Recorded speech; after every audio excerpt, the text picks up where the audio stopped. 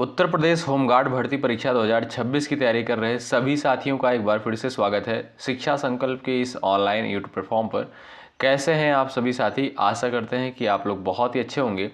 साथियों, आज के इस स्पेशल क्लास में उत्तर प्रदेश होमगार्ड भर्ती परीक्षा 2026 के लिए सामान्य ज्ञान के महत्वपूर्ण सवालों को कवर करने वाले हैं।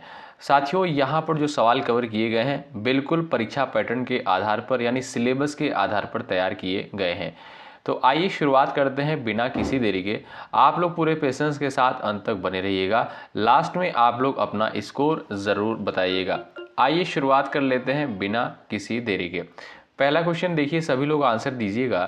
निम्नलिखित में से भारतीय संविधान के किस अनुच्छेद के अंतर्गत कानून के समक्ष समानता का सिद्धांत निहित है? अनुच्छेद 13 में, 14 में, 15 में और आपका दिया है अनुच्छेद 16। एक बार सभी साथी प्रयास करिएगा। कानून के समक्ष समानता, इसका वर्णन भारतीय संविधान के किस अनुच्छेद में किया गया है? तो भाई जो भी साथी यहाँ पर जा रहे हैं अनुच्छेद 14 पर वो बिल्कुल राइट हो जाएंगे। बी ऑप्शन बिल्कुल करेक्ट आंसर हो जाएगा। अनुच्छेद 14 के अंतर्गत साथियों कानून के समक्ष समानता, इसका उपबंध जो है भारतीय संविधान में किया गया है। तो बी ऑप्शन वाले साथी बिल्कुल यहाँ पर करेक्ट हो जाएंगे। अगला सवाल ये रहा, भारत में संसदीय संबंधित प्रणाली जो है किस देश से ली गई है? क्वेश्चन नंबर सेकंड का आंसर दीजिएगा, मोस्ट इंपॉर्टेंट है, डबल स्टार आप लोग इस पर लगा लीजिए। बात करें साथियों अगर हम संसदीय शासन व्यवस्था की, तो ये किस देश के संविधान से ली गई है? तो आप देखेंगे ब्रिटेन के संविधान से ग्रहण करी गई है। सी ऑप्शन बिल्कुल राइट आंसर हो जाएगा।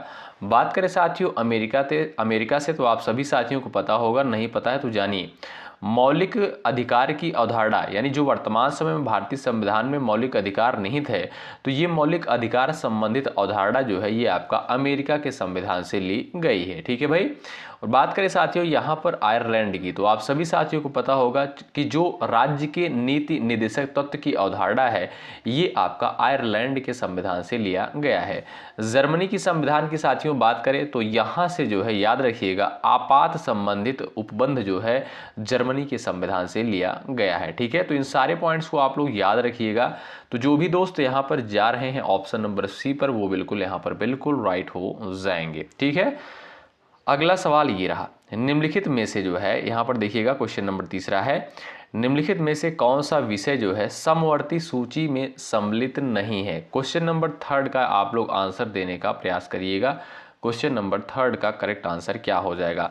शिक्षा है, वन है, पुलिस है, विवाह एवं तालाक। क्वेश्चन नंबर थर्ड का राइट आंसर क्या हो जाएगा? तो भाई जो भी साथी यहाँ पर जा रहे हैं ऑप्शन नंबर सी पर वो बिल्कुल राइट हो जाएंगे। ऑप्शन नंबर सी आपका करेक्ट हो जाएगा, पुलिस। ठीक है, अगला सवाल देखिए ये रहा आपके सामने, भारतीय संविधान के अनुसार राज्यसभा का सदस्य बनने के लिए न्यूनतम आयु जो है कितनी होनी चाहिए? क्वेश्चन नंबर 4 का राइट आंसर आप लोग बताइए।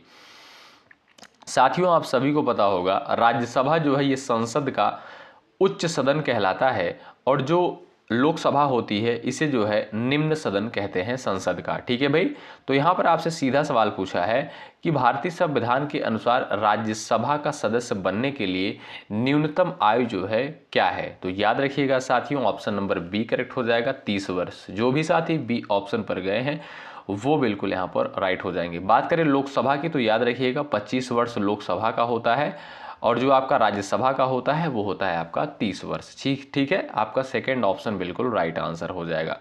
अगला सवाल भाई आपके स्क्रीन पर है, ध्यान से देखिए और आंसर देने का प्रयास आप लोग करिएगा। उत्तर प्रदेश में विधान परिषद का गठन किस अनुच्छेद के अंतर्गत किया गया है? चलिए भाई, क्वेश्चन नंबर 5 का राइट आंसर आप सभी साथी दीजिएगा। यहाँ पर आपका करेक्ट आंसर क्या हो जाएगा सभी लोग बताएं। तो भाई जो भी साथी यहाँ पर जा रहे हैं ऑप्शन नंबर बी पर वो बिल्कुल राइट हो जाएंगे, अनुच्छेद 169 के तहत। तो यहाँ पर जो भी साथी बी ऑप्शन पर गए हैं वो बिल्कुल राइट हो जाएंगे। उत्तर प्रदेश में विधान परिषद का गठन जो है अनुच्छेद 169 के तहत किया गया है। तो बी ऑप्शन वाले साथी यहाँ पर बिल्कुल राइट हो जाएंगे। आगे बढ़ते हैं भाई और अगला सवाल हम लोग यहाँ पर देखेंगे, क्वेश्चन नंबर 6। निम्नलिखित में से कौन सी नदी जो है उत्तर प्रदेश में गंगा की सबसे बड़ी सहायक नदी है? क्वेश्चन नंबर 6 का राइट आंसर क्या हो जाएगा? एक बार सभी साथी कोशिश करिएगा आंसर देने के लिए। चलिए भाई, सभी लोग आंसर देने का प्रयास करें। निम्नलिखित में से कौन सी नदी जो है उत्तर प्रदेश में गंगा की सबसे बड़ी सहायक नदी है? तो वो है साथियों आपकी यमुना। डी ऑप्शन बिल्कुल राइट आंसर हो जाएगा। बात करें साथियों उत्तर प्रदेश की, तो आप सभी साथियों को पता होगा उत्तर प्रदेश की राजधानी क्या है? लखनऊ है, ठीक है। और लखनऊ किस नदी के किनारे है? ये आपका गोमती नदी के किनारे बसा हुआ है, ठीक है। तो डी ऑप्शन वाले साथी यहाँ पर बिल्कुल राइट हो जाएंगे। अगला सवाल हम लोग देखते हैं, क्वेश्चन नंबर 7वां। संविधान की आत्मा जो है किसे कहा जाता है? क्वेश्चन नंबर 7 का आंसर बताएं। देखिए भाई, आप लोग पूरे धैर्य के साथ अंत तक इस पूरी क्लास में बने रहिएगा। सारे क्वेश्चन जो है सिलेक्टेड ही कवर किए गए हैं। यदि आप लोग सारी क्लासेस को अच्छे तरीके से अटेंड कर रहे हैं, आपको कोई दिक्कत नहीं होगी। ध्यान रखिएगा इस बात को, ठीक है। तो आपको अच्छे से सारी क्लास को अटेंड करना है। आप लोग सिलेबस उठाकर देखिएगा, उसी आधार पर क्वेश्चन का फॉर्मेट तैयार किया जाता है। संविधान की आत्मा साथियों किसे कहा जाता है? तो प्रस्तावना जो है इसे संविधान की आत्मा कहते हैं। ऑप्शन नंबर आपका जो बी दिया है ये आपका बिल्कुल सही उत्तर हो जाएगा। अगला सवाल, भारत में जो है आपातकाल की घोषणा किस अनुच्छेद के अंतर्गत की जाती है? चलिएगा, सभी साथी उत्तर दीजिएगा। साथियों अगर बात करें आपातकाल की, तो 3 प्रकार के जो है आपात उपबंध की व्यवस्था की गई है भारतीय संविधान में। 352 के अंतर्गत आप देखेंगे तो इसके अंतर्गत आपका आता है राष्ट्रीय आपात। क्या भाई? राष्ट्रीय आपात। अनुच्छेद 356 के अंतर्गत आप देखेंगे, इसके अंतर्गत आता है आपका राष्ट्रपति शासन, ठीक है। अनुच्छेद 360 जो है इसके अंतर्गत आता है आपका वित्तीय आपात। ध्यान रखिएगा, ठीक है भाई। तो याद रखिएगा, राष्ट्रीय आपात 352, राष्ट्रपति शासन 356, वित्तीय आपात 360। तो ये साथियों आप देखेंगे ये जो तीनों विकल्प आपके बिल्कुल सही हैं, ठीक है। तो याद रखिएगा, बड़ा इंपॉर्टेंट सवाल है। क्वेश्चन नंबर 9 आपके स्क्रीन पर लग चुका है। निम्नलिखित में से किसे भारतीय संविधान की राजनीतिक कुंजी कहा गया है? क्वेश्चन नंबर 9 का आंसर दीजिएगा। आप सभी साथी प्रयास करिएगा उत्तर देने के लिए। भाई, राजनीतिक कुंजी जो है किसे कहा गया है? सभी साथी उत्तर देने का प्रयास करें। तो जो भी साथी यहाँ पर गए हैं अनुच्छेद 32 पर, वो बिल्कुल राइट हो जाएंगे। ए ऑप्शन बिल्कुल साथियों राइट आंसर हो जाएगा, ठीक है। अगला सवाल, उत्तर प्रदेश का कौन सा जिला जो है भौगोलिक दृष्टि से पठारी क्षेत्र में स्थित है? क्वेश्चन नंबर 10 का आंसर बताएं। आप लोग फटाफट आंसर देने का प्रयास करिएगा। चलिए भाई, उत्तर प्रदेश का कौन सा जिला जो है भौगोलिक दृष्टि से पठारी क्षेत्र में स्थित है? गोरखपुर है, सोनभद्र है, बलिया है या सीतापुर है? तो भाई जो भी साथी यहाँ पर गए हैं सोनभद्र पर, वो बिल्कुल राइट हो जाएंगे। बी ऑप्शन यहाँ पर बिल्कुल करेक्ट आंसर हो जाएगा, ठीक है भाई। यहाँ पर बी ऑप्शन वाले साथी बिल्कुल राइट हो जाएंगे। भारत में जो है पंचायती राज व्यवस्था को संवैधानिक दर्जा किस संशोधन से मिला? क्वेश्चन नंबर 11 का यहाँ पर सबका उत्तर आना चाहिए। सभी साथी उत्तर देने का प्रयास करिएगा। भारत में पंचायती राज व्यवस्था को संवैधानिक दर्जा जो है किस संशोधन से मिला? तो साथियों आप देखेंगे 73वां संविधान संशोधन। ऑप्शन नंबर सी बिल्कुल राइट आंसर हो जाएगा। याद रखिएगा 73वें संविधान संशोधन 1992 में, याद रखिएगा 73वें संविधान संशोधन 1992 से जो है पंचायती राज संस्थाओं को संवैधानिक दर्जा प्राप्त हुआ है, ठीक है भाई। आपका सी ऑप्शन जो है बिल्कुल राइट आंसर हो जाएगा। अगला सवाल सभी लोग देखेंगे, निम्नलिखित में से कौन सा मौलिक अधिकार केवल नागरिकों को प्राप्त है? समानता का अधिकार, स्वतंत्रता का अधिकार, धार्मिक स्वतंत्रता का अधिकार है आपका साथियों, और आपका दिया है अभिव्यक्ति की स्वतंत्रता, जीवन का अधिकार। क्वेश्चन नंबर 12 का आंसर बताएं आप लोग फटाफट। निम्नलिखित में से कौन सा मौलिक अधिकार जो है केवल नागरिकों को ही प्राप्त है? तो वो है साथियों आपका अभिव्यक्ति की स्वतंत्रता।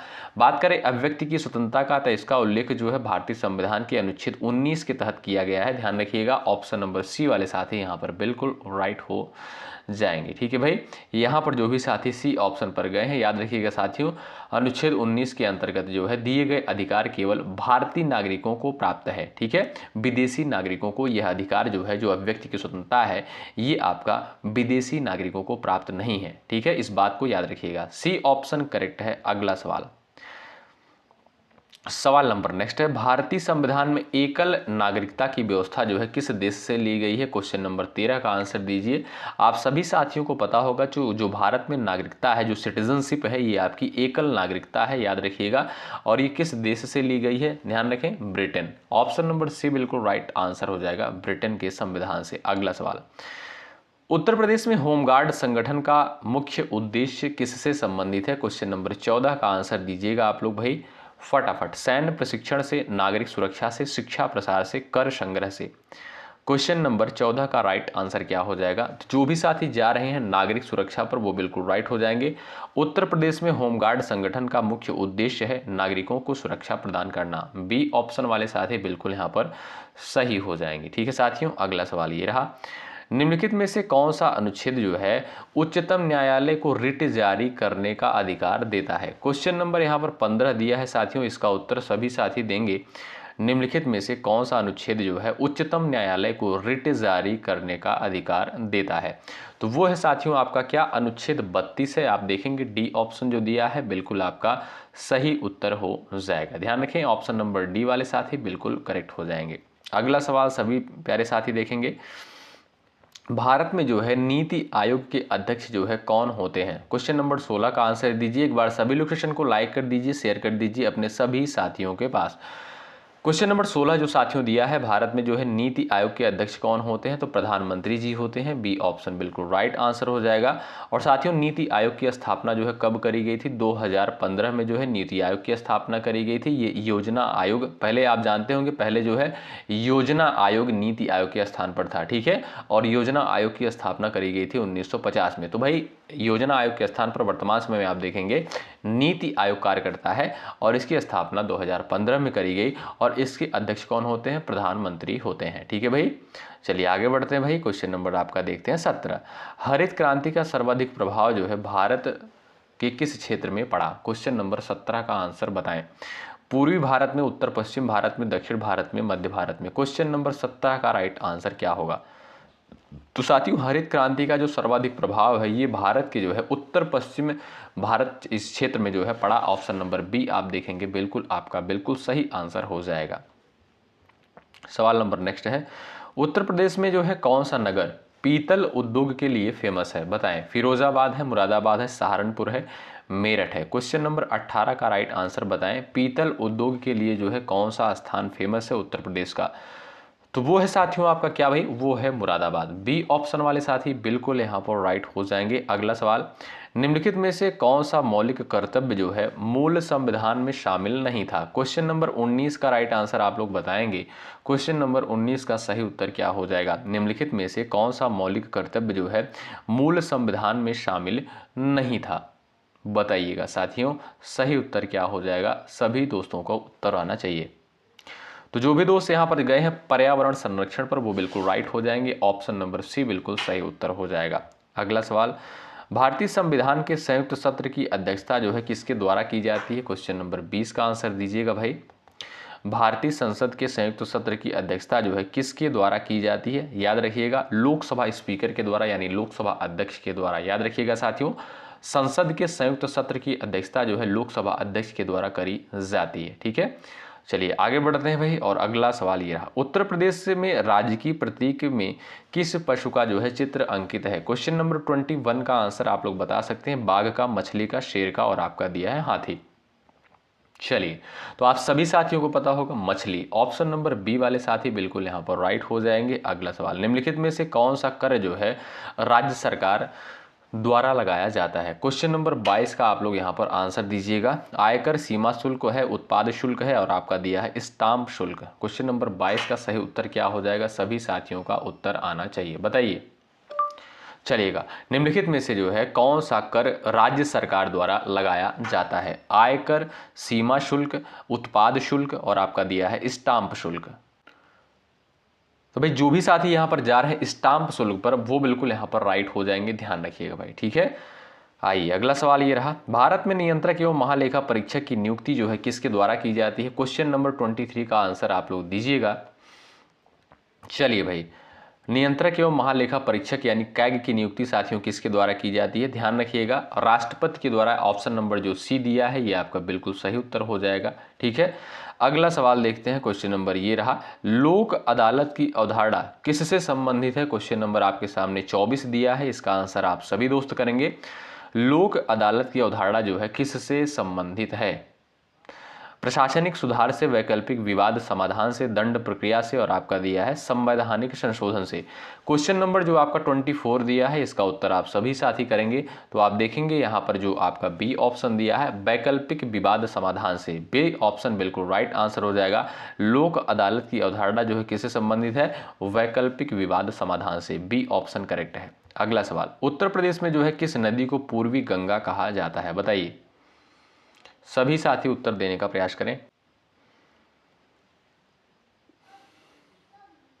चलिए, सही उत्तर क्या हो जाएगा भाई, जो भी साथी घाघरा बता रहे हैं वो बिल्कुल राइट हो जाएंगे। ऑप्शन नंबर यहाँ पर जो सी दिया है बिल्कुल सही उत्तर हो जाएगा।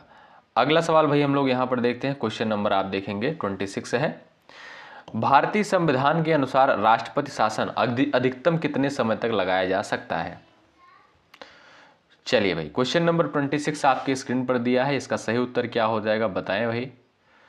चलिए भाई, सभी साथी प्रयास करेंगे। आपका सही उत्तर क्या है, 6 महीने के लिए है और आपका दिया है 1 वर्ष के लिए, 2 वर्ष के लिए और आपका दिया है यहाँ पर 3 वर्ष के लिए। तो जो भी साथी बता रहे हैं भाई 3 वर्ष, वो बिल्कुल यहाँ पर राइट हो जाएंगे। डी विकल्प आपका बिल्कुल सही उत्तर है। निम्नलिखित में से कौन सा आयोग जो है संवैधानिक आयोग नहीं है, बताइए। इसमें से जो है आपको बताना है कौन सा आयोग जो है संवैधानिक आयोग नहीं है। चलिए, तो वो है साथियों आपका नीति आयोग। सी ऑप्शन वाले साथी बिल्कुल यहाँ पर राइट हो जाएंगे। अगला सवाल, उत्तर प्रदेश में सर्वाधिक जनसंख्या वाला प्रशासनिक मंडल जो है कौन सा है, बताएं। चलिए भाई, उत्तर प्रदेश में सर्वाधिक जनसंख्या वाला प्रशासनिक मंडल कौन सा है। लखनऊ है, कानपुर है, प्रयागराज है, मेरठ है। क्वेश्चन नंबर 28 का राइट आंसर आप सभी साथी देंगे। यहाँ पर सही उत्तर क्या हो जाएगा, एक बार प्रयास करिएगा। चलिए भाई, तो जो भी साथी यहाँ पर जा रहे हैं प्रयागराज पर वो बिल्कुल राइट है। सी ऑप्शन वाले साथी बिल्कुल यहाँ पर करेक्ट हो जाएंगे। भारत के संविधान में नीति निदेशक तत्वों की अवधारणा किस देश से ली गई है, हमने थोड़ी देर पहले आपको बताया था आयरलैंड के संविधान से ली गई। कहाँ से भाई, आयरलैंड के संविधान से ली गई है। अगला सवाल, निम्नलिखित में से किसे जो है भारतीय संविधान का संरक्षक कहा जाता है, राष्ट्रपति को, संसद को, सर्वोच्च न्यायालय को, प्रधानमंत्री को। तो साथियों, भारतीय संविधान का संरक्षक जो है किसे कहते हैं, सर्वोच्च न्यायालय को कहा जाता है, सुप्रीम कोर्ट ऑफ इंडिया को कहा जाता है। यहाँ पर आपका सी ऑप्शन बिल्कुल राइट आंसर हो जाएगा। अगला सवाल ये रहा, उत्तर प्रदेश में तराई क्षेत्र का विस्तार मुख्यतः किन जिलों में पाया जाता है। बुंदेलखंड क्षेत्र, पश्चिमी यूपी नेपाल सीमा से लगे जिले, पूर्वी पठारी क्षेत्र। तो बताइएगा आप लोग, उत्तर प्रदेश में जो है तराई क्षेत्र का विस्तार मुख्यतः किन जिलों में पाया जाता है। तो जो भी साथी यहाँ पर सी ऑप्शन पर गए हैं, नेपाल सीमा से लगे जिलों में, और वो बिल्कुल यहाँ पर राइट हो जाएंगे। सी ऑप्शन बिल्कुल आपका करेक्ट आंसर होगा। भारत में जो है पहली महिला मुख्यमंत्री किस राज्य की थी, बताइए। सही उत्तर क्या है, फटाफट आप लोग छापने का प्रयास करिएगा भाई। भारत में जो है पहली महिला मुख्यमंत्री किस राज्य की थी। सभी साथी यहाँ पर उत्तर देने का प्रयास करिएगा। सभी साथियों का उत्तर आना चाहिए। यहाँ पर साथियों आपका सही उत्तर क्या हो जाएगा भाई, जो भी दोस्त यहाँ पर जा रहे हैं ए ऑप्शन पर उत्तर प्रदेश पर, वो बिल्कुल यहाँ पर राइट है। ठीक है भाई, चलिए आइए अगला सवाल यहाँ पर देख लेते हैं। क्वेश्चन नंबर नेक्स्ट है, निम्नलिखित में से कौन सा कर जो है प्रत्यक्ष कर है। जीएसटी, उत्पाद शुल्क, सीमा शुल्क और आपका दिया है आयकर, बताएं। सभी दोस्त यहाँ पर आंसर देने का प्रयास करेंगे। निम्नलिखित में से कौन सा कर जो है प्रत्यक्ष कर के अंतर्गत आएगा। जीएसटी है, उत्पाद शुल्क है, सीमा शुल्क है और आपका आयकर दिया है। तो जो भी साथी यहाँ पर आयकर पर जा रहे हैं वो बिल्कुल राइट हो जाएंगे। उत्तर प्रदेश में बुंदेलखंड क्षेत्र किस पठार का हिस्सा है, बताइए। बुंदेलखंड क्षेत्र जो है साथियों ये आपका किस पठार का हिस्सा है। दक्कन है, मालवा है और आपका छोटा नागपुर है, विंध्य पठार है। ये साथियों आप देखेंगे जो उत्तर प्रदेश का, आप देखेंगे जो बुंदेलखंड और बघेलखंड है, ये आपका किसके अंतर्गत आता है, ये आपका प्रायद्वीपी पठार के अंतर्गत आता है। क्या भाई, प्रायद्वीपी पठार के अंतर्गत। तो इसको आप लोग सही कर लीजिएगा। अगला सवाल, भारतीय संविधान में धर्मनिरपेक्ष शब्द जो है किस संशोधन के द्वारा जोड़ा गया था। क्वेश्चन नंबर 35 का आंसर दीजिएगा आप लोग। 35 का सही उत्तर क्या हो जाएगा बताएं, प्रयास करें। तो 42वें संविधान संशोधन के द्वारा, ध्यान रखिएगा। ऑप्शन नंबर आप देखेंगे जो ए दिया है बिल्कुल सही उत्तर है। अगला सवाल, निम्नलिखित में से कौन सा मौलिक अधिकार जो है आपातकाल में निलंबित नहीं होता है। इंपॉर्टेंट क्वेश्चन है। चलिए भाई, निम्नलिखित में से कौन सा मौलिक अधिकार आपातकाल में निलंबित नहीं होता है? तो वो है आपका अनुच्छेद 20 और 21, ये आपका निलंबित नहीं होता है। अगला सवाल ये रहा, उत्तर प्रदेश में होमगार्ड बल का नियंत्रण जो है किसके अधीन होता है? क्वेश्चन नंबर 37 का राइट आंसर आप लोग बता सकते हो। उत्तर प्रदेश में जो है होमगार्ड बल का नियंत्रण जो है किसके अधीन होता है? तो ये साथियों आपका राज्य गृह विभाग के अंतर्गत आता है। आपका सी ऑप्शन बिल्कुल सही उत्तर होगा। अगला सवाल, भारतीय संविधान का कौन सा अनुच्छेद जो है शिक्षा के अधिकार से संबंधित है? 38 का आंसर आप लोग बता सकते हो। भारतीय संविधान का कौन सा अनुच्छेद जो है शिक्षा के अधिकार से संबंधित है? तो वो है आपका अनुच्छेद 21A। ध्यान रखें, बी ऑप्शन करेक्ट है। ये आपका बहुत इंपॉर्टेंट क्वेश्चन है। निम्नलिखित में से कौन सा पर्व जो है असम से संबंधित है? यहाँ पर आप लोग बताएंगे असम से संबंधित जो है आपका कौन सा है? बिहू है, ओणम है, पोंगल है, बैसाखी है। तो साथियों आप देखेंगे बिहू जो है ये आपका किससे संबंधित है? असम से है। ए ऑप्शन बिल्कुल सही उत्तर हो जाएगा। अगला सवाल, उत्तर प्रदेश में सर्वाधिक वन क्षेत्र जो है किस जिले में है? बताएं। सभी साथियों का उत्तर आना चाहिए। क्वेश्चन नंबर यहाँ पर 40 दिया है, इंपॉर्टेंट है। उत्तर प्रदेश में सर्वाधिक वन क्षेत्र जो है किस जिले में है? तो ये आपका साथियों सोनभद्र में है। कहाँ पर साथियों? सोनभद्र में। सी ऑप्शन बिल्कुल सही उत्तर है। भारत में जो है एक व्यक्ति एक वोट का सिद्धांत किस अनुच्छेद में है? बताइएगा। क्वेश्चन नंबर 41 का आंसर बताएं। एक व्यक्ति एक वोट का सिद्धांत किस अनुच्छेद से संबंधित है? तो वो है भाई आर्टिकल 326 यानी अनुच्छेद 326 है। ऑप्शन नंबर यहाँ पर जो भी साथी डी ऑप्शन पर गए हैं वो बिल्कुल राइट है। निम्नलिखित में से कौन सा बंदरगाह जो है नदी पर स्थित है? क्वेश्चन नंबर 42 का आंसर बताएं आप लोग। चलिए, तो आप देखेंगे साथियों ये कोलकाता जो है ये आपका किस नदी पर है? ये आपका हुगली नदी पर। कौन से? हुगली नदी पर है। आपका यहाँ पर सी विकल्प बिल्कुल सही उत्तर हो जाएगा, ध्यान रखें। अगला सवाल, उत्तर प्रदेश में किस नगर को जो है छोटी काशी कहा जाता है? क्वेश्चन नंबर आपका 43 दिया है, इसका उत्तर आप लोग बताएंगे। तो वो है साथियों आपका वाराणसी। क्या भाई? बी ऑप्शन बिल्कुल सही उत्तर हो जाएगा। अगला सवाल, भारतीय संविधान में आपातकाल की अवधारणा किस देश से ली गई है? क्वेश्चन नंबर 44 है, इंपॉर्टेंट है। अभी थोड़ी देर पहले हमने आपको बताया था। तो जो भी साथी यहाँ पर जा रहे हैं जर्मनी पर वो बिल्कुल राइट हो जाएंगे। आपात संबंधित उपबंध जो है आपका जर्मनी के संविधान से लिया गया है। भारत में जो है पहला आम चुनाव किस वर्ष हुआ था? ये भी इंपॉर्टेंट है। क्वेश्चन नंबर 45 आंसर देते हुए चलें। लास्ट में आपको स्कोर जरूर साथियों बताना है और एक बार सभी साथी सेशन को शेयर कर दें और लाइक की संख्या बढ़ा दें। भारत में जो है पहला आम चुनाव 1951-52, ऑप्शन नंबर सी बिल्कुल सही उत्तर है, ध्यान रखें। अगला सवाल, उत्तर प्रदेश का कौन सा राष्ट्रीय उद्यान जो है टाइगर रिजर्व घोषित है? क्वेश्चन नंबर 46 का आंसर बताएं। चलिए भाई, उत्तर प्रदेश का कौन सा राष्ट्रीय उद्यान जो है टाइगर रिजर्व घोषित है? तो वो साथियों आपका दुधवा राष्ट्रीय उद्यान। बी ऑप्शन बिल्कुल राइट आंसर हो जाएगा। कहाँ पर है? लखीमपुर खीरी में। अगला सवाल, भारतीय संविधान में राष्ट्रपति को क्षमादान का अधिकार किस अनुच्छेद में है? बताइए। सही उत्तर क्या है? क्वेश्चन नंबर आपका दिया है 47, इसका उत्तर सभी का आना चाहिए। भारतीय संविधान में राष्ट्रपति को क्षमादान का अधिकार जो है अनुच्छेद 32 के अंतर्गत दिया गया है। ये ऑप्शन बिल्कुल अनुच्छेद 72 के अंतर्गत, माफ कीजिएगा, अनुच्छेद 72 के अंतर्गत दिया गया है। ये ऑप्शन बिल्कुल सही हो जाएगा। निम्नलिखित में से कौन सा युग्म जो है इसमें से सुमेलित है? बताइए, इसमें से जो है आपका कौन सा युग्म सुमेलित है? साथियों यहाँ पर आप देखेंगे जो आपका सहारनपुर दिया है ये आपका बिल्कुल सही सुमेलित है, क्योंकि सहारनपुर में जो है आप देखेंगे लकड़ी की नक्काशी के लिए फेमस है। आपका यहाँ पर जो सी ऑप्शन दिया है बिल्कुल सही हो जाएगा। उत्तर प्रदेश में विधानसभा परिषद के सदस्यों का कार्यकाल कितने वर्षों का होता है? बताइए। चलिए, उत्तर प्रदेश में विधान परिषद के सदस्यों का कार्यकाल कितने वर्षों का होता है? 4 वर्ष दिया है, 5 वर्ष है, 6 वर्ष और आपका दिया है 7 वर्ष। तो सही उत्तर क्या होगा भाई? जो भी साथी यहाँ पर सी ऑप्शन पर गए हैं बिल्कुल राइट हो जाएंगे, 6 वर्ष। ये आज की क्लास का लास्ट क्वेश्चन, इसका आंसर आप लोग करेंगे। आप जानते हैं कि लास्ट क्वेश्चन का आंसर आपको करना होता है। भारतीय संविधान में संशोधन की प्रक्रिया किस अनुच्छेद में वर्णित है? इसका आंसर सभी साथी दीजिएगा, ठीक है। आशा करता हूँ ये क्लास आपको बेहतरीन लग रही होगी। भाई आप लोग डेली इस क्लास को ज़रूर अटेंड करें, क्योंकि यहाँ पर साथियों सेलेक्टेड क्वेश्चन से ही कवर किए जाते हैं जो परीक्षा के दृष्टिकोण से महत्वपूर्ण है, ठीक है। मिलते हैं आपसे अगली क्लास में, तब तक के लिए जय हिंद, जय भारत। उत्तर प्रदेश होमगार्ड भर्ती परीक्षा 2026 की तैयारी कर रहे सभी साथियों का एक बार फिर से स्वागत है शिक्षा संकल्प के इस ऑनलाइन यूट्यूब प्लेटफॉर्म पर। कैसे हैं आप सभी साथी? आशा करते हैं कि आप लोग बहुत ही अच्छे होंगे, स्वस्थ होंगे। आप सभी को पता है सामान्य ज्ञान का जो है स्पेशल सेट प्रोवाइड किया जा रहा है, जो कि उत्तर प्रदेश होमगार्ड भर्ती परीक्षा के लिए महत्वपूर्ण है। यहाँ पर साथियों सेलेक्टेड क्वेश्चंस ही कवर किए जा रहे हैं, बिल्कुल सिलेबस के आधार पर। तो आप लोग एक भी क्लास को जो है मिस मत करिएगा, एक भी क्लास को छोड़िएगा नहीं, बहुत ही इंपॉर्टेंट सवाल यहाँ पर कवर किए जा रहे हैं।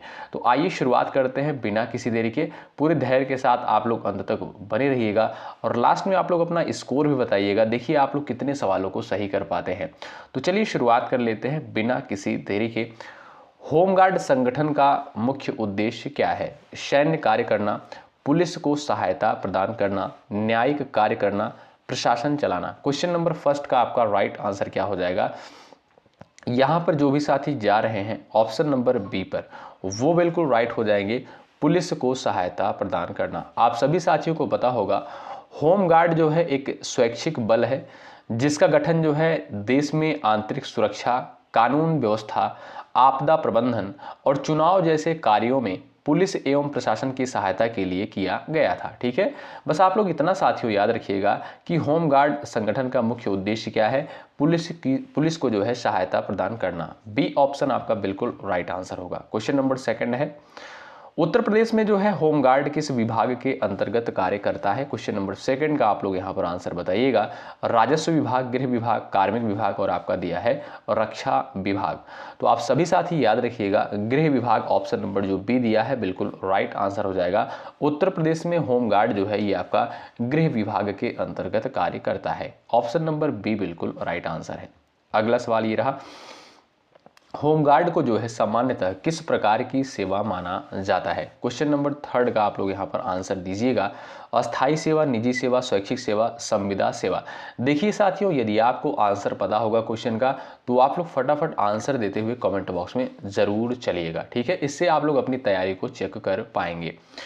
तो बात करें साथियों, यहाँ पर आपका जो राइट आंसर हो जाएगा वो है आपका एक स्वैच्छिक सेवा है जो होमगार्ड है। ठीक है, ऑप्शन नंबर आपका जो सी दिया है बिल्कुल सही उत्तर होगा। सवाल नेक्स्ट है, आपदा या चुनाव के समय होमगार्ड की भूमिका जो है क्या होती है? क्वेश्चन नंबर 4 का राइट आंसर आप लोग बता सकते हो यहाँ पर भाई, आपदा या चुनाव के समय होमगार्ड की भूमिका क्या होती है? तो राइट आंसर हो जाएगा आपका कानून व्यवस्था में सहयोग करना। याद रखिएगा, आपदा या चुनाव के समय साथियों होमगार्ड की जो भूमिका होती है कानून व्यवस्था में सहयोग करना। बी ऑप्शन बिल्कुल राइट होगा। अगला सवाल, भारतीय संविधान में धर्मनिरपेक्ष शब्द जो है किस संशोधन के द्वारा जोड़ा गया था? क्वेश्चन नंबर 5 का राइट आंसर आप लोग बता सकते हो, आंसर कर सकते हो। देखिए, हर एक क्वेश्चन के लिए आपके पास कुछ सेकंड का समय होगा, आप लोग आंसर जरूर दीजिएगा। तो साथियों बात करें जो है धर्मनिरपेक्ष शब्द की, तो याद रखिएगा भाई 42वां संविधान संशोधन 1976 के द्वारा जो है भारतीय संविधान की प्रस्तावना में 3 शब्द जोड़े गए थे। एक था आपका समाजवादी, दूसरा धर्मनिरपेक्षता, तीसरा आपका अखंडता। ये 3 शब्द जो है जोड़े गए थे भारतीय संविधान की प्रस्तावना में 42वें संविधान संशोधन 1976 के द्वारा।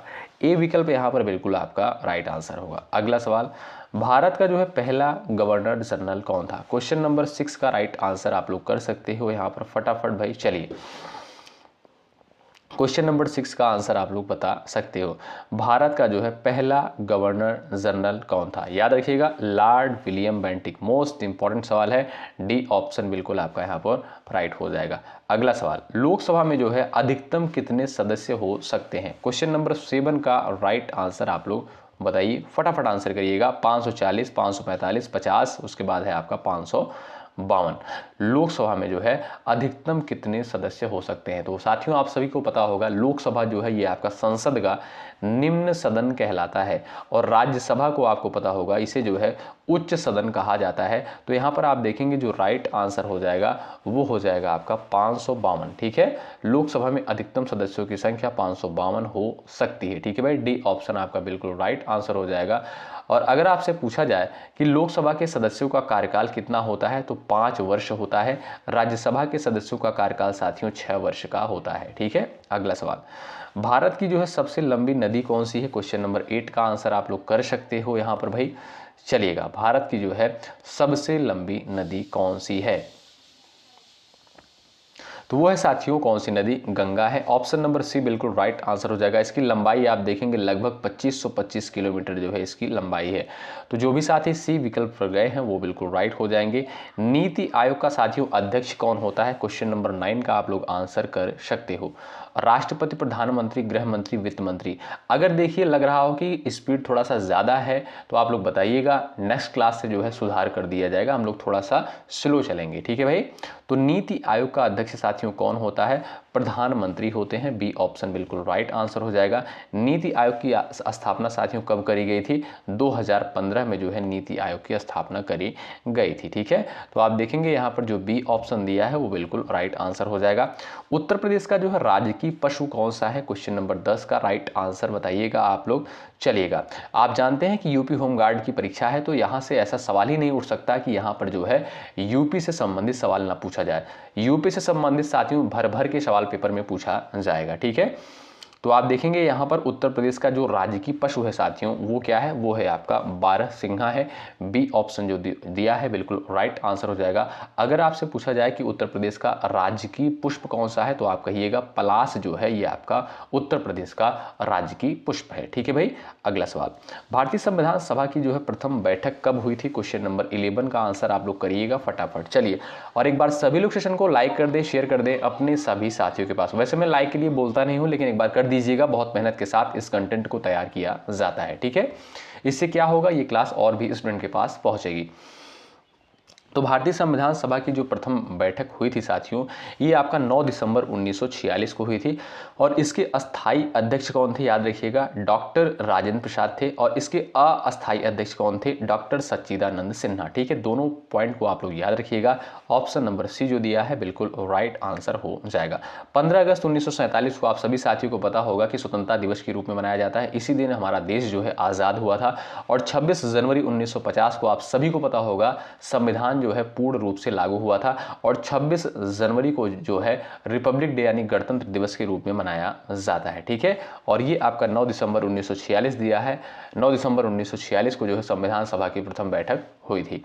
अगला सवाल ये रहा, सत्यमेव जयते जो है कहां से लिया गया है, बताइएगा।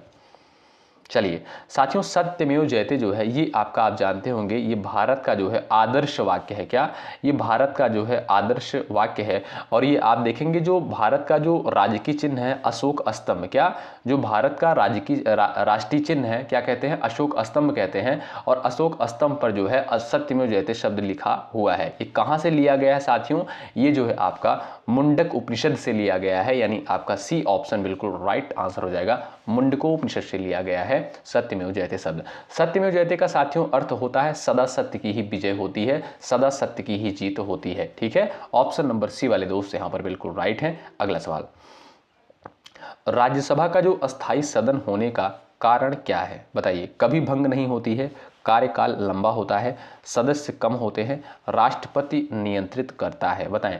जो साथियों राज्यसभा जो है अस्थाई सदन होने का कारण क्या है, आप सभी साथियों को पता होगा जो लोकसभा है इसको जो है अस्थाई सदन कहा जाता है।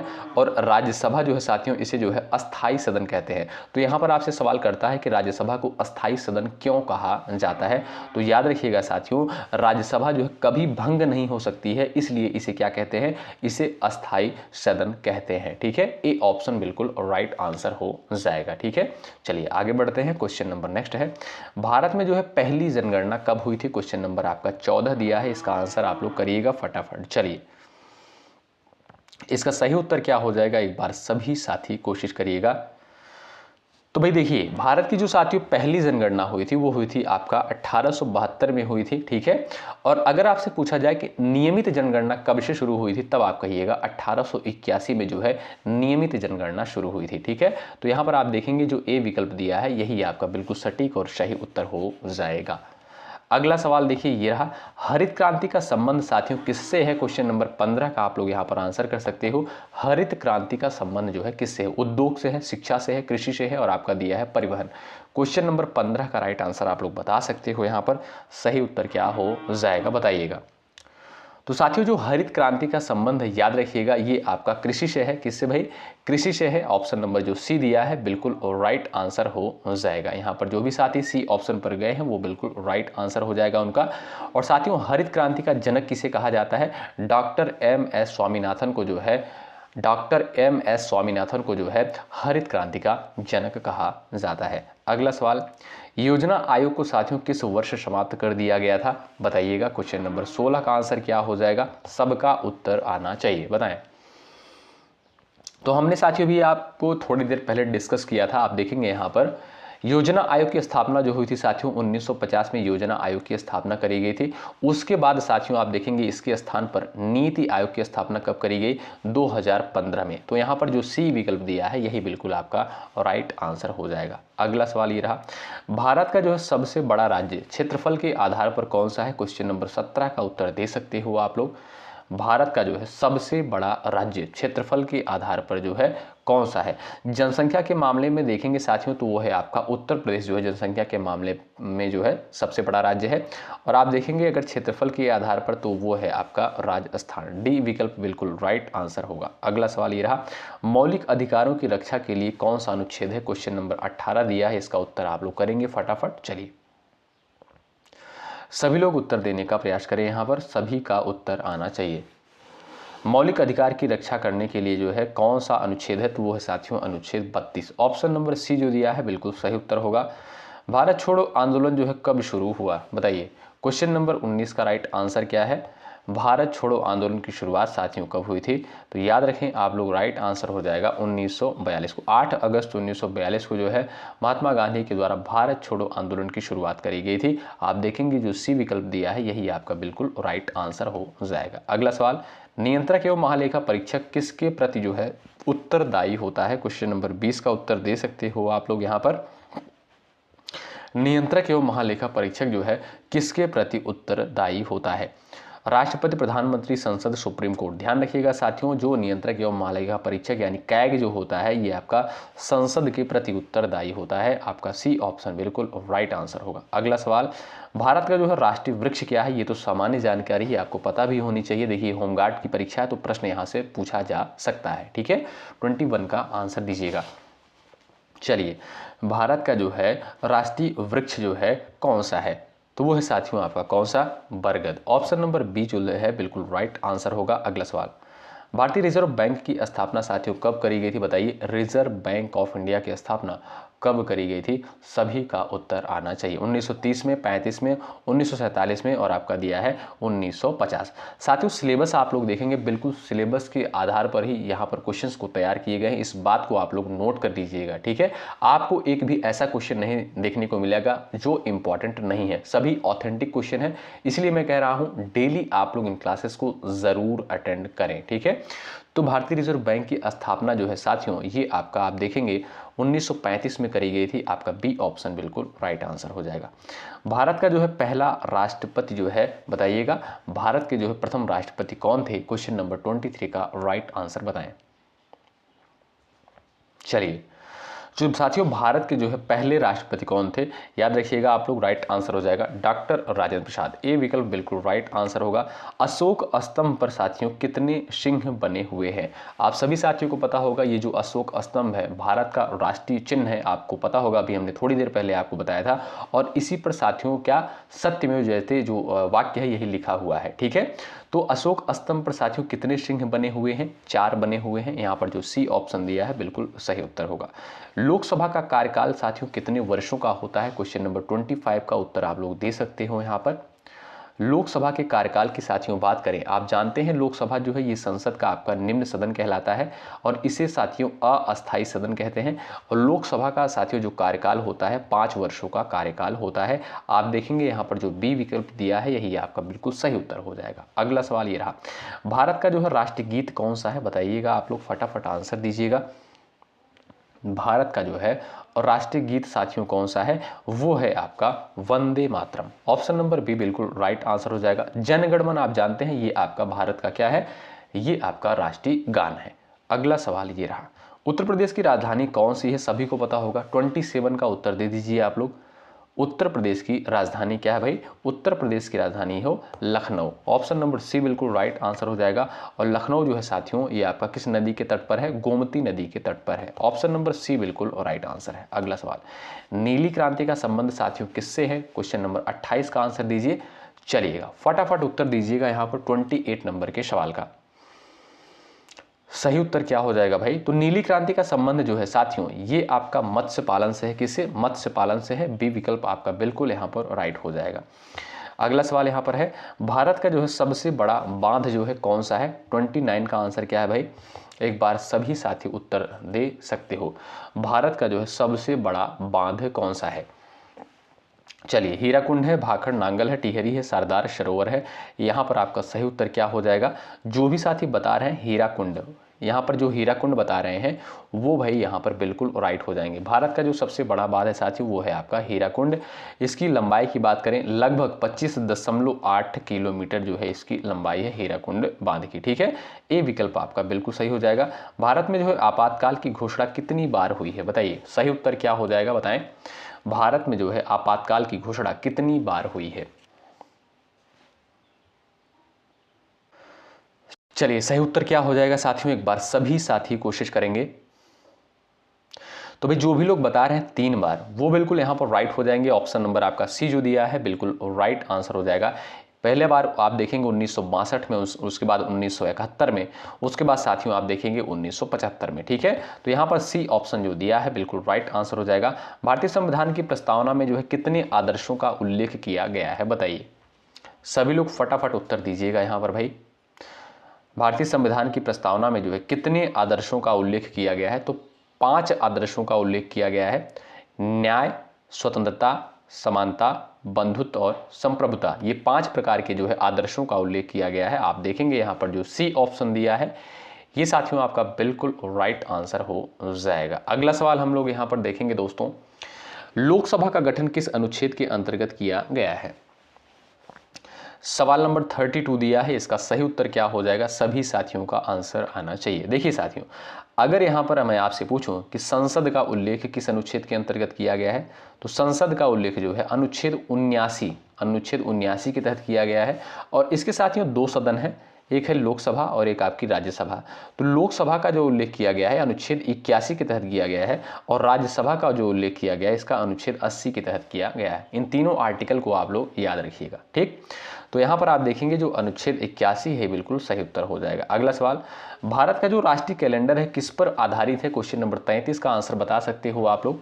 भारत का जो है राष्ट्रीय कैलेंडर है ये आपका शक संवत पर आधारित है। यहाँ पर जो सी ऑप्शन दिया है बिल्कुल राइट आंसर होगा। अगला सवाल, भारत में जो है सबसे अधिक जनसंख्या वाला राज्य कौन सा है? 34 का उत्तर दीजिएगा फटाफट। चलो भाई, शेयर करते हुए चलिएगा आप लोग इस स्पेशल क्लास को। ठीक है, वेरी वेरी इंपॉर्टेंट सवाल जहां पर कवर किए जा रहे हैं, इस बात को आप लोग नोट कर लीजिएगा। मैं आपको बार बार इसलिए कह रहा हूं कि बहुत सारे स्टूडेंट ऐसे होते हैं उनको लगता है कि यहाँ पर जो क्लास चल रही है वो बढ़िया क्लास नहीं चल रही, यहाँ पर क्वेश्चन जो है अच्छे लेवल के नहीं करवाए जा रहे हैं। आप लोग साथियों सिलेबस उठाकर देखिएगा तब आपको चीज़ें बिल्कुल क्लियर हो जाएंगी। जो भी कंटेंट आपको दिया जा रहा है बिल्कुल इंपॉर्टेंट कंटेंट प्रोवाइड किया जा रहा है, क्योंकि आप जानते हैं यूट्यूब की दुनिया है, यहाँ पर बहुत सारे कंटेंट आपको देखने को मिलेंगे, बहुत सारे चैनल देखने को मिलेंगे। तो विश्वास करना थोड़ा सा जो है असमंजस की स्थिति हो जाती है। ठीक है, तो यहाँ पर देखिए 34 का जो राइट आंसर हो जाएगा, सबसे अधिक जनसंख्या वाला राज्य है वो है आपका क्या? वो है आपका उत्तर प्रदेश। सी विकल्प बिल्कुल राइट आंसर हो जाएगा। अल्पसंख्यक आयोग का गठन साथियों किस वर्ष हुआ था? क्वेश्चन नंबर 35 का उत्तर बता सकते हो आप लोग। अल्पसंख्यक आयोग का गठन साथियों 1988 में। कब साथियों? 1988। जो आपका ए विकल्प दिया है ये आपका बिल्कुल सही उत्तर हो जाएगा। सभी दोस्त ध्यान रखिएगा, ए ऑप्शन बिल्कुल राइट हो जाएगा। अगला सवाल, भारत का जो है सबसे लंबा राष्ट्रीय राजमार्ग किन 2 स्थानों को जोड़ता है? NH44। बताइए सही उत्तर क्या हो जाएगा आपका? जो भारत का सबसे लंबा राष्ट्रीय राजमार्ग है NH44, ये जो है किन 2 स्थानों को जोड़ता है? श्रीनगर को कन्याकुमारी। ऑप्शन नंबर बी बिल्कुल सही उत्तर हो जाएगा। अगला सवाल ये रहा, भारतीय संविधान में समवर्ती सूची की अवधारणा किस देश से ली गई है? क्वेश्चन नंबर 37 का उत्तर बताइए। चलिए, समवर्ती सूची की अवधारणा साथियों कहां से लिया गया है? ध्यान रखिएगा, ये आपका ऑस्ट्रेलिया के संविधान से लिया गया है। डी ऑप्शन बिल्कुल राइट आंसर हो जाएगा। भारत में जो है पहला आम चुनाव साथियों कब संपन्न हुआ था? यहां पर आंसर दे सकते हो आप लोग।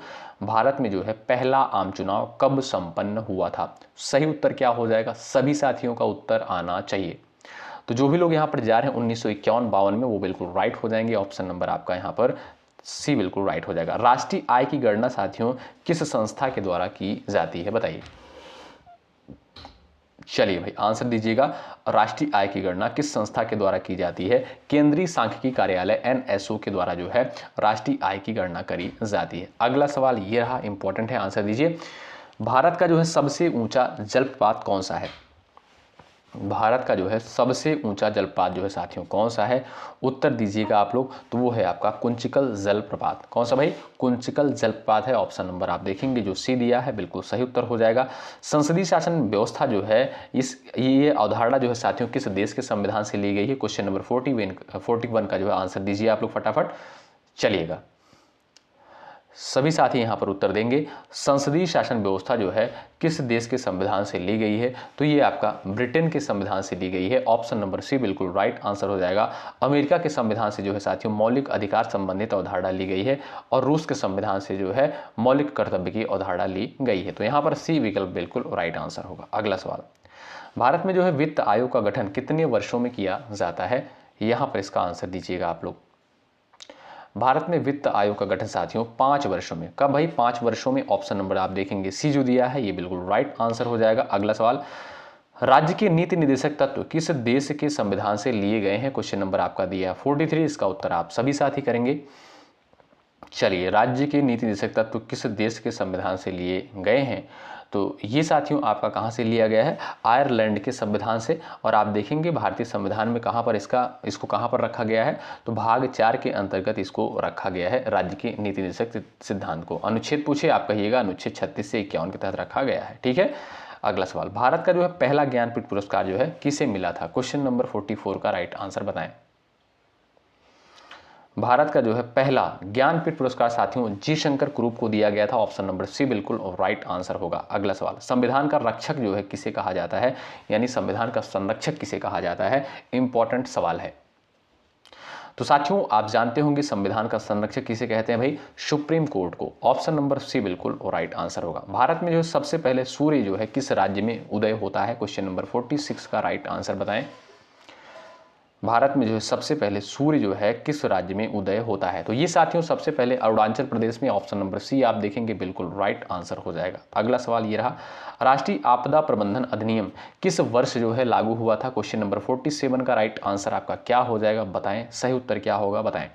राष्ट्रीय आपदा प्रबंधन अधिनियम जो है किस वर्ष लागू हुआ था? 47 का सही उत्तर क्या हो जाएगा? सभी साथियों का उत्तर आना चाहिए। तो 2005 जो हो जाएगा ये आपका बिल्कुल सही उत्तर हो जाएगा। अगला सवाल, भारत का जो है सबसे बड़ा खनिज उत्पादक राज्य कौन सा है? बताइए, सभी लोग उत्तर दीजिएगा यहाँ पर भाई। भारत का जो है सबसे बड़ा खनिज उत्पादक राज्य कौन सा है? यहां पर आपका सही उत्तर क्या हो जाएगा? एक बार सभी साथी उत्तर देंगे। तो झारखंड पर जो लोग जा रहे हैं वो बिल्कुल राइट हैं। भारत का जो सबसे बड़ा खनिज उत्पादक राज्य है वो है आपका झारखंड। अगला सवाल, भारतीय अंतरिक्ष अनुसंधान संगठन यानी इसरो की स्थापना साथियों कब करी गई थी? इसका उत्तर आप लोग करेंगे। इसरो की स्थापना कब करी गई थी? 1969 में। कब साथियों? 1969 में। ऑप्शन नंबर सी बिल्कुल राइट आंसर हो जाएगा। आप जानते होंगे इसरो साथियों ये जो है भारत की एक स्पेस एजेंसी है। ठीक है, ऑप्शन नंबर आप देखेंगे यहाँ पर सी राइट हो जाएगा। ये है लास्ट क्वेश्चन, इसका आंसर आप लोग करेंगे। क्वेश्चन नंबर 50 का, लोकतंत्र का जो है चौथा स्तंभ किसे कहते हैं? देखते हैं भाई ऐसे कितने साथी हैं जो यहाँ पर बिल्कुल सटीक और सही उत्तर करते हैं। आप जानते हैं लास्ट क्वेश्चन का आंसर आपको करना होता है। ठीक है, तो साथियों अगले क्लास से जो हम लोग क्वेश्चन की संख्या और बढ़ाएंगे। ये क्लास आपको कैसे लगी कमेंट बॉक्स में जरूर बताएं। अपने साथियों के पास इस सेशन को शेयर कर दीजिएगा। डिस्क्रिप्शन बॉक्स में टेलीग्राम चैनल का लिंक आपको मिल जाएगा, जुड़ जाइएगा। टेलीग्राम पे बहुत सारे क्वेश्चन जो है शेयर किए जाएंगे जीके जीएस से संबंधित वन लाइनर टाइप के। ठीक है, चलिए मिलते हैं आपसे अगली क्लास में, तब तक के लिए जय हिंद जय भारत।